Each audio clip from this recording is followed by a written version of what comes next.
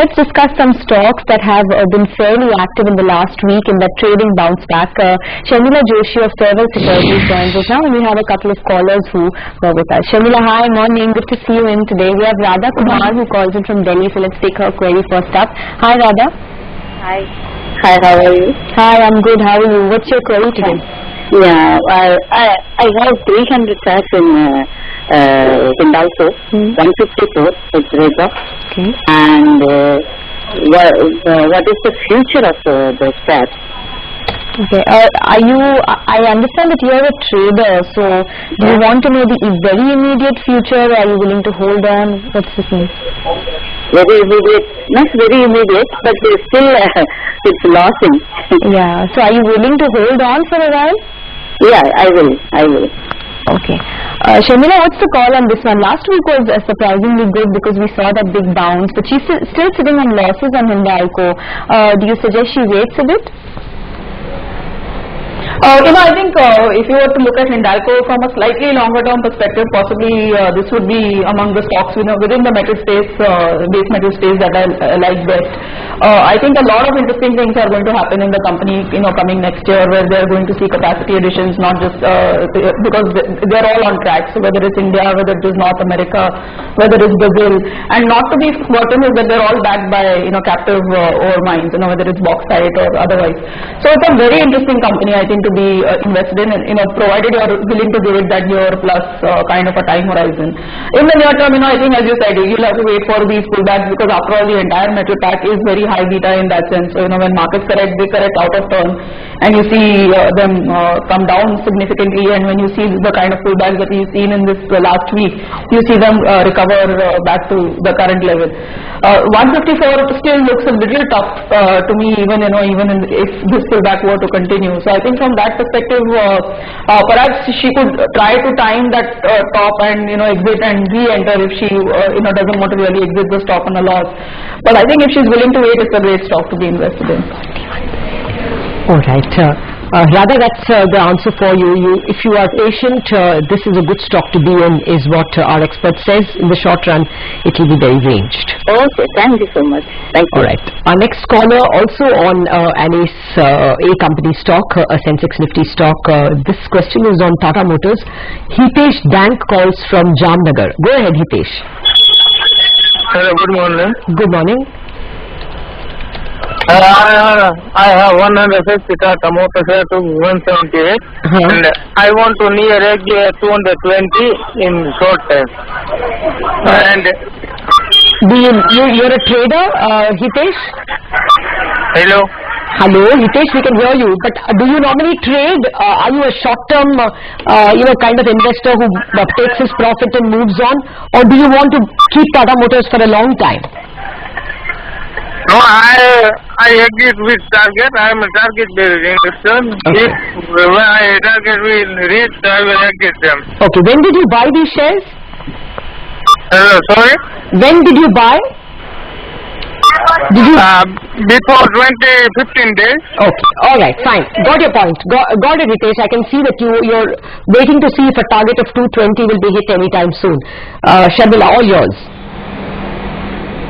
Yes, again, I think this seems to be a pretty much short-term kind of a horizon that the investor has on the stock. 178 is again not a bad price to have bought the stock. I think probably it kind of bounced back from that 170 kind of level. But 220 seems is slightly tough call. I think even if you were to see the stock move up to about 202, 205 level, I think that would be the near-term top that I can think of, especially since he's thinking of a shorter-term horizon. So I think that perhaps again, as I said in the earlier answer, if this pullback were to continue beyond last week and spill over to this week, and you see that 200 plus kind of price, perhaps you should look to exit the stock. Right, Hitesh, did you hear that? Hello, Sonia, good morning. Good morning. You wait for the stock to reach 205 rupees and then you exit. No, I am waiting of 220 rupees. Well, the expert believes that 220 is a little difficult immediately. It may not happen very soon. 205 or so is more likely, and maybe you should... Hello. Yes. Hello. Yes. Go ahead. I want to exit near short target. Yeah. In the short term, Hitesh, she is not expecting 220 on that stock. What? Okay, we just hope he could get that point of view, but 220 is the upper limit for the shorter term trader on Tata Motors. We have another SMS coming in from Arjun Jhulka, who writes into us from Delhi. He owns 50 BPCL shares at the price of 659, so sitting on a steep loss at this point. 552 is where it's at. Sharmila, what's the view on BPCL, because it saw an unusual spike up last week? There were some positive brokerage calls as well. Do you think this one Arjun could recover his share price anytime soon? I'm not the biggest fan of the oil marketing space as a whole, because I think that the kind of moves that you see on them, and where the way they are linked with petrol prices and the price hikes as well as the subsidy burden, it becomes all put together becomes a little difficult to really give a very clear cut view on a stock like BPCL. As you said, I think there have been some brokerage upgrades, there has been some their Mozambique estimates, those have been increased by some brokerages, and so there's been a bit of a run up. Crude prices have cooled off. But I think all things said, I don't really see the stock going above 580, 600 kind of a level. So 659 again to my mind seems very tough. And overall, as I said, I think marketing companies, oil marketing companies are not my preferred space. If I had to be in the oil and gas space, I'd be in the exploration companies, I'd be in an ONGC, I'd be in a cane, or I'd be in the gas play, probably Indraprastha Gas, Petronet LNG. I think those would be the stocks that I would look at. Okay, that's the word coming in on BPCL. There was some news that came in on IFCI just a while back, where we have source-based information that the Finance Ministry might set up a panel to decide the government's role in IFCI. There was a sudden spike up in that stock as well. And remember, the government holds around 14% stake in IFCI. Earlier, there was talk that IFCI might be converted into a PSU, as the government may convert its debt to equity. Sharmila, this one has had a sort of a roller coaster ride, but how would you read all this information on IFCI?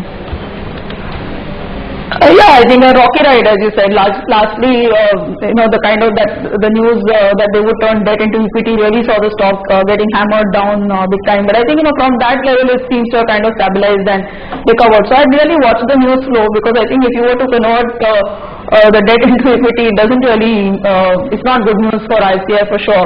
So let's see if anything comes out of this. But again, I think that here we've seen like they were very close to selling a stake, and then they withdrew because of some price negotiation. Then the stock has stagnated, then it's corrected down all this way.